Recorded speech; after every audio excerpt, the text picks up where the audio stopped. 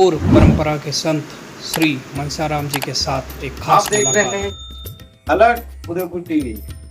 तो आ जाइए, हम मिलते हैं एक महान अघोर परंपरा के संत, जिनसे हम ये पूछना चाहते हैं कि अघोर परंपरा क्या है।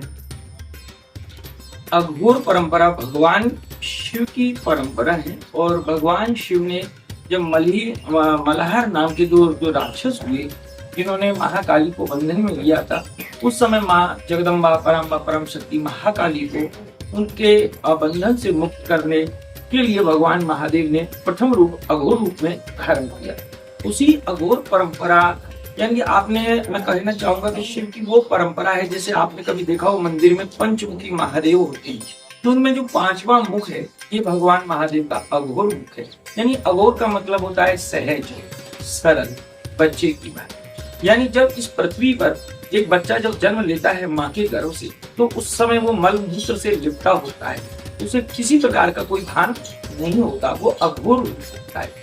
वही बच्चा जब 5-6 महीने का होता है और मलमूत्र में अगर बिस्तर में पड़ा हुआ होता है, तब तो उसे कोई भी घृणा नहीं होती, और इसी प्रकार से अगर उसका मल में हाथ जाके मुंह में भी चला जाता है तो भी उसे कोई पता नहीं होता। ये अघोर का माँ पृथ्वी सबसे पहली अघोर है, जो हमें खाने को अन्न देती है और हम उसी के ऊपर गंदगी करते हैं, लेकिन वो अपनी धैर्यता का परिचय देती है और हमारा पालन करती है। माँ पृथ्वी भी अघोर है। भगवान सूर्य भी अघोर है, जो सबसे पहले अघोर है, जो एक मंदिर पर भी प्रकाश देते हैं, एक मस्जिद पर, एक गुरुद्वारे पर, सब पर समान भाव से देते हैं। वो फूलों के बगीचे पे भी देते हैं और गंदगी के ढेर पर भी देते हैं। सहज और समदृष्टा, वो समान दृष्टि से जो देखते हैं वही अघोर है। एक हवा है जो फूलों को भी छूकर गुजरती है और गंदगी के ढेर को भी छूकर गुजरती है, वही अघोर है।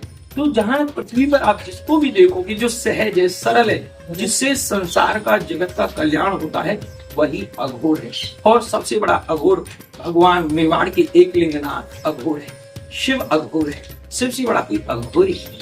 तो अघोर सहजता का, सरलता का, समाज में प्रेम, समदृष्टि और समान भाव और धर्म सनातन को पढ़ाने वाली परंपरा है।